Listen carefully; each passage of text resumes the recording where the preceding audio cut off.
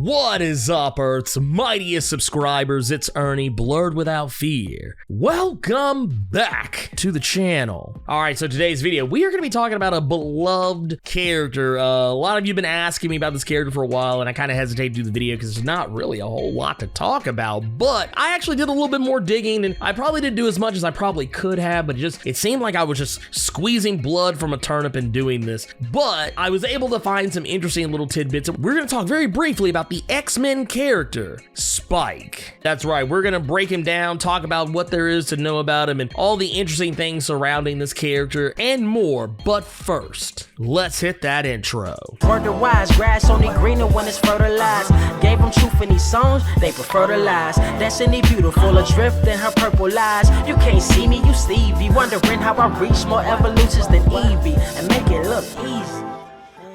Now, a little fair warning, we are going to be bouncing back and forth between both versions of Spyke, both from X-Men Evolution, the animated series, as well as the Marvel Comics comic book version of the same character, and there are some differences and there are some similarities. So let's go and start with an obvious one. X-Men Evolution's Spyke, human name Evan Daniels, first appeared in the X-Men Evolution animated series Season 1, Episode 5, Speed and Spyke, on December 9th of the year 2000, while the comic book version of Spyke, human name Darren Elliott, first appeared in X-Force number 121 in the year 2001. It was created by Peter Milligan. Spyke is a character that was originally created for the animated X-Men series X-Men Evolution, where he is introduced as being a nephew of Storm. Due to his popularity, he eventually moved over into the X-Comics, albeit with some design changes. His mutant abilities grant him a self-replicating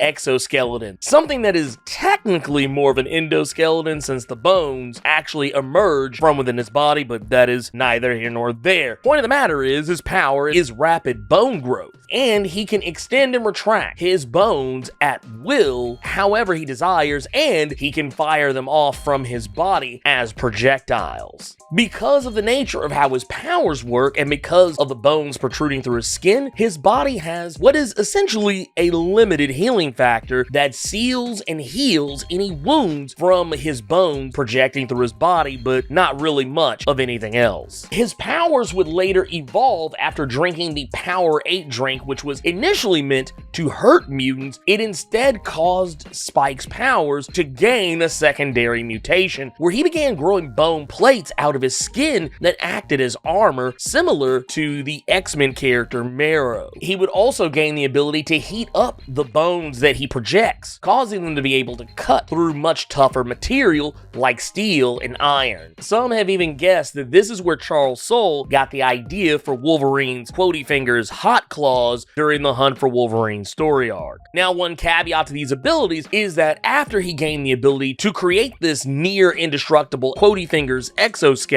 because of the way his mutation had altered, this made it to where he couldn't retract the bones back into his body that made up these plates. Now, the comic book version of Spyke's powers work in a lot of the same ways, albeit he did not gain the secondary mutation of a bone plate Quotey Fingers exoskeleton, and he also did not have the ability to heat up his bones that he would extend. Outside of that, he seemed to have the average strength, speed, agility, and stamina of a man his age who exercised regularly and was an average hand-to-hand fighter. Spyke spent most of his comic publication time being a member of the Team X-Static, which is technically a reincarnation of the Team X-Force. This is a team full of D-list mutants who were put together in universe to be superstars and marketed towards a young audience. Spyke did not get along with fellow black mutant on the team, Anarchist, largely because Anarchist felt having another black person on the team made him expendable, since his whole shtick was being the token black character on the team. In universe, he's been on the Larry King Show, and getting away from some of that, getting to more of the cartoon stuff that people probably most know him for, this version of Spyke in the comics had a drastically different look than his comic book counterpart, where on the animated series he was designed to look more like X-Men character Marrow, with how spikes from his body were more bone-like. The comic book version's powers were depicted to appear more like quills than anything else. Not only that, but the animated series version of the character was a blonde. The comic book version of Spyke was often referred to as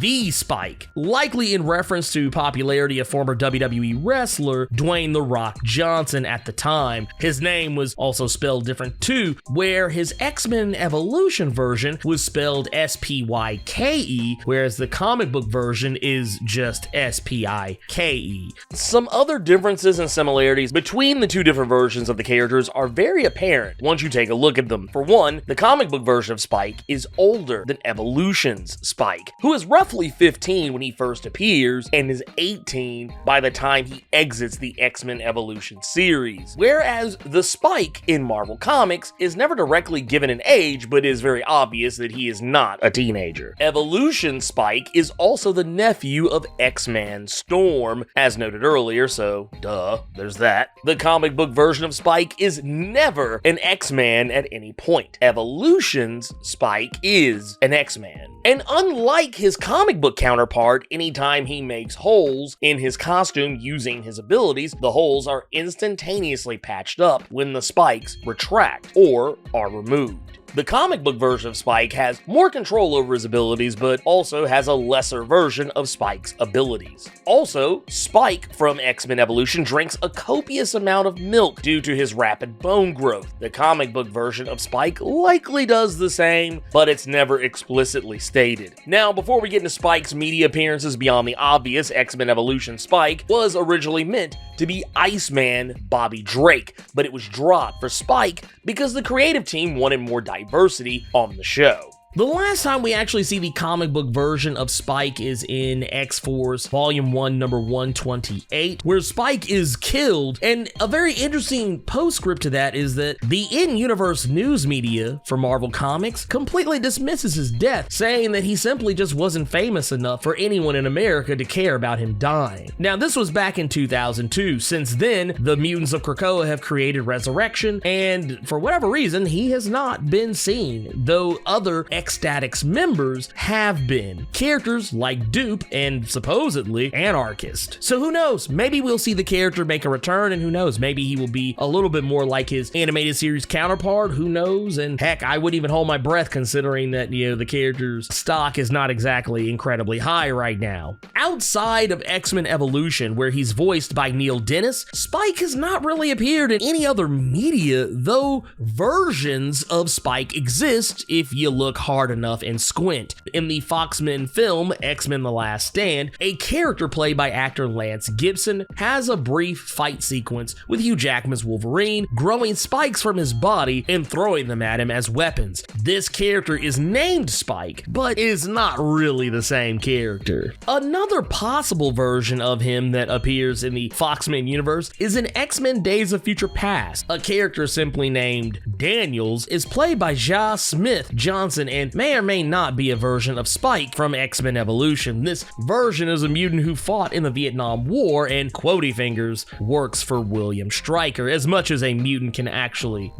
work for William Stryker. Now, normally when I do videos like these, I like to pick an actor who I think can play this character on the big or small screen, and the actor I'm going to go with is going to be Brandon Michael Smith. Some may even recognize him as the voice of Mikey, aka Michelangelo, in the Rise of the Teenage Mutant Ninja Turtles animated series. Some may even remember him from the James Brown biopic starring Chadwick Boseman, Get On Up. That said, normally when I do these videos, I also like to give a little recommended reading. Now, this one is going to be a little tough because honestly, there really ain't a whole lot to look at. He hasn't been in very many comics. So what I would say do is read X-Force Volume 1, number 121 through 128. Outside of the recommended reading, I would just say watch the X-Men Evolution animated series. If you have Disney Plus, it's actually incredibly easy to get access to and watch. That said, I was never really that huge of a fan of the character Spyke. Not to say I didn't like him, but he just wasn't a character that I really gravitated towards. When X-Men Evolution was originally on the air, I